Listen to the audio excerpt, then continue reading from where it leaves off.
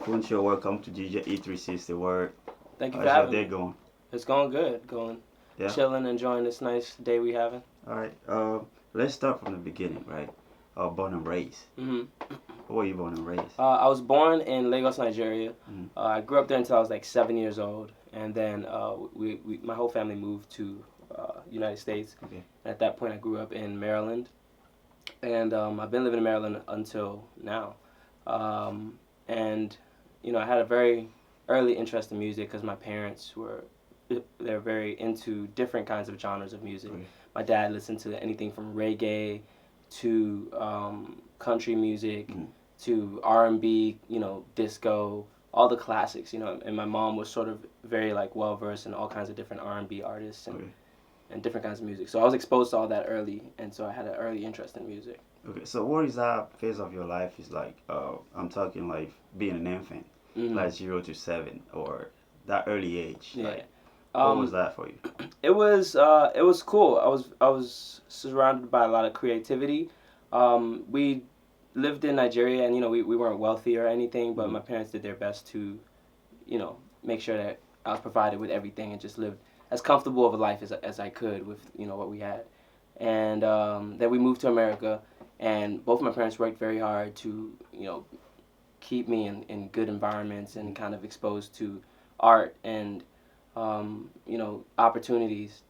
My father definitely wanted me to like be more of like a doctor or like a lawyer, like any not African parent, you know what I mean? But he never was overtly vocal about discouraging the music thing. Okay. Like he would sort of like hint at it, or he would bring it up in passing, but he never was really very aggressive about trying to Yeah. stop my music. He was just always like, make sure you get your education, make sure you go to school.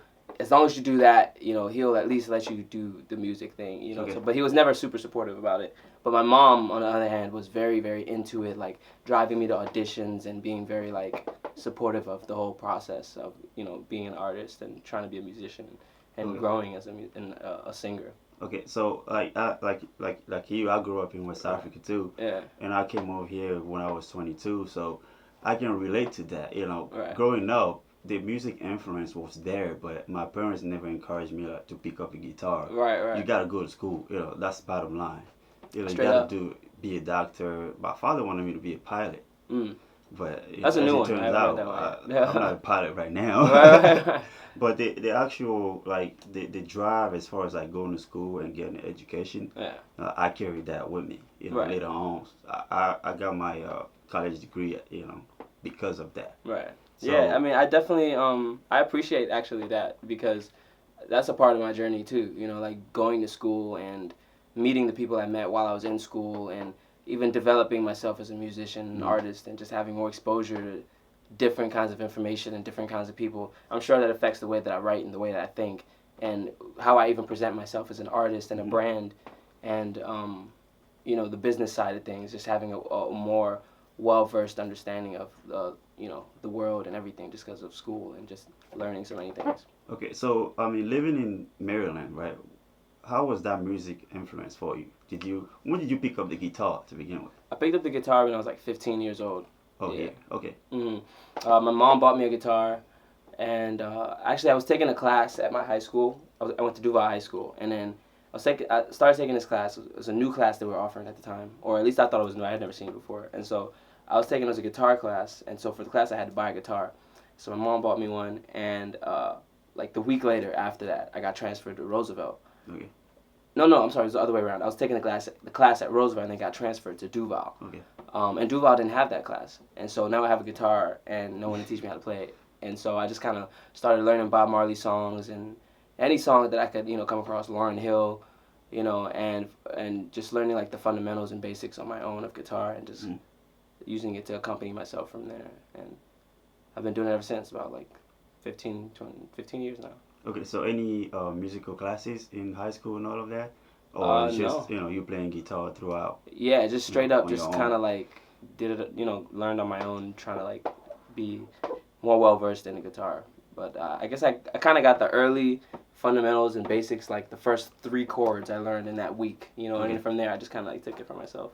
Okay, like you telling the story doesn't look like you have or you had a rough upbringing at all.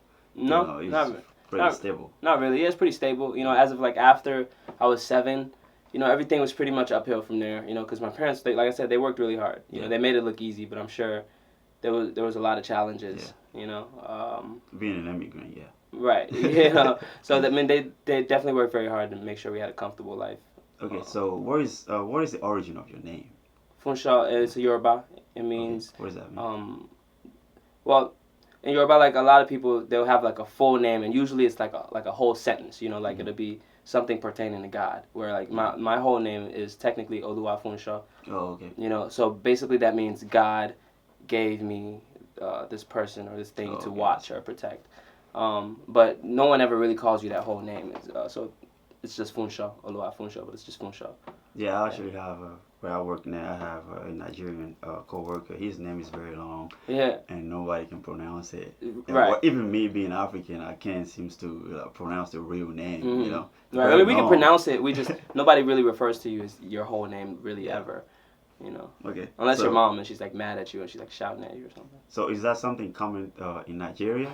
Because I'm African too, but my name is kind of like not that complicated, but it feels like you guys tend to have a very long name. I don't know if it's like exclusive to Nigeria, but I know from my understanding of Yoruba culture and the Igbo culture and the people who I've met, our names tend to have like a very not very complex but a significant meaning. Okay, yeah. You know what I mean? Like for instance, like Yoruba people, like a lot of times when a baby is born, you'll like go to the church and you'll speak to like a pastor or somebody, and they'll like help you name the child based on like scripture or a message from God or whatever, and that's kind of how a lot of names come about.